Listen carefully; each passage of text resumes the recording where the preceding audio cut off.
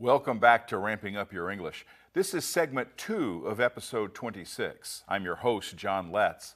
You know, I taught English learners in public schools. I'm aware of the struggles that students go through in their quest for becoming proficient in English. The approach of this program is to increase your level of English by using a content-based model. Our first unit is Trains and Railroads. Our approach is one of many that have advantages to English learners. Its strongest feature is building listening skills.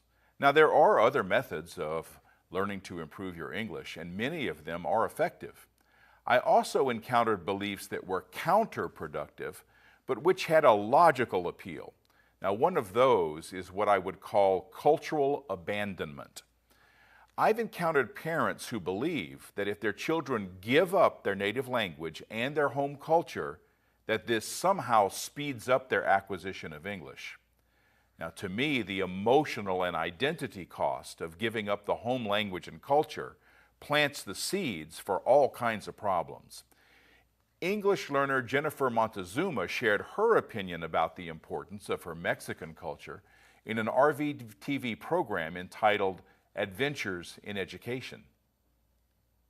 While you have learned the cultural things of living in the United States, you've also maintained the culture you came from. And so I'd like you to comment on that, please. Well, yeah, I've had the culture from the United States, but also since my parents are from Mexico, they've brought their cultures to us, and we've never lost them. We celebrate Day of the Dead, for example. We still have the cultures they used to have.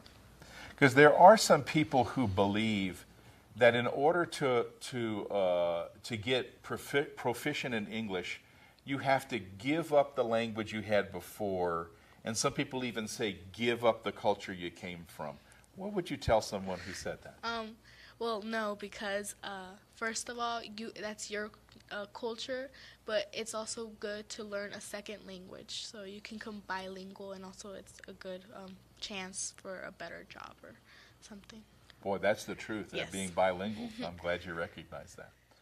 Now I ask a similar question to Jennifer's sister, Rocio. Rocio, I'm going to ask you somewhat the same kind of questions. I have come across in my career as a teacher, there used to be a belief, and thank goodness it's not real strong anymore. It's as if the brain can only hold one language.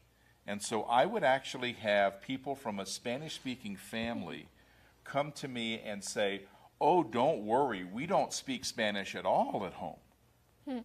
And I just have to say, well, that's really sad, because that's the first language you learned. That's the language of your family. Yeah. So could you tell us how you kind of respond to that kind of thing if I were one of those people and said, oh, well, if you want to learn English, you have to forget your Spanish? Yeah, actually there's a lot of families right now who, in order to try to get their daughters or sons to speak perfect English, they don't speak their native language to them, and the kids don't learn Spanish. There's some people that come, wow, your daughters are bilingual.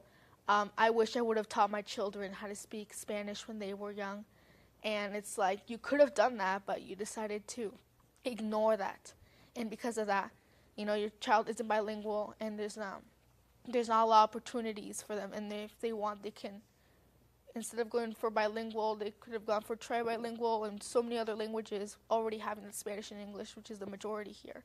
And I think that parents should teach their children Spanish and be able to teach them their native language. It's so important right now to be able to speak both languages. And how does it feel to be bilingual? Oh, it feels great.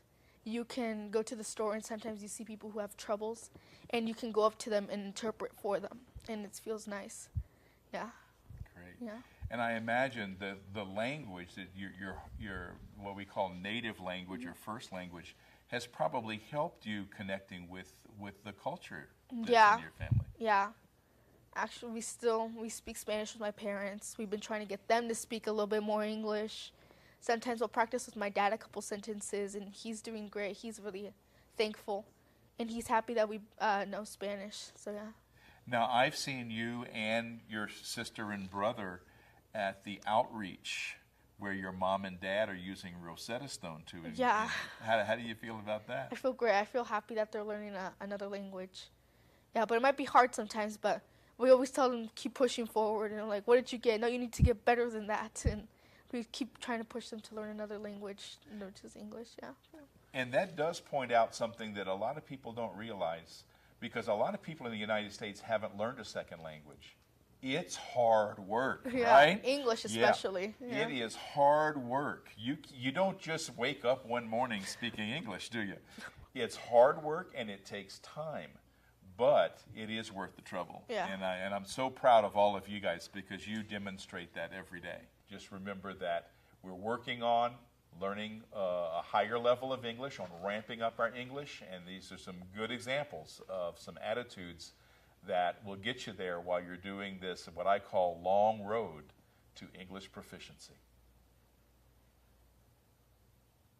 You can watch this entire episode of Adventures in Education, as well as all episodes of Ramping Up Your English by going to my website, letscreate.org. You can also watch and even download our programs by visiting archive.org/details/roadtv. Choose my name from the sidebar or the name of this program, Ramping Up Your English. Some confusion about giving up one's native language comes from the real benefits of immersion in the target language. I was fortunate to have that experience when I was a student in Guanajuato, Mexico, sister city to Ashland, Oregon. Being forced to really dig into the target language to meet your needs has huge benefits, especially when communicating with native speakers of that language. Now, many times my host family would insist in Espanol when they heard me speak in English, and the kids I hung out with, they only knew Spanish, so I was forced to find the right words in their language. Now, I suppose that on a temporary basis, you could say that I gave up my native language of English, but that was only for a short time, and my practice was with proficient Spanish speakers. It's by that practice that my Spanish proficiency grew, not by abandoning my own language, culture, and the ability to communicate with my family and loved ones.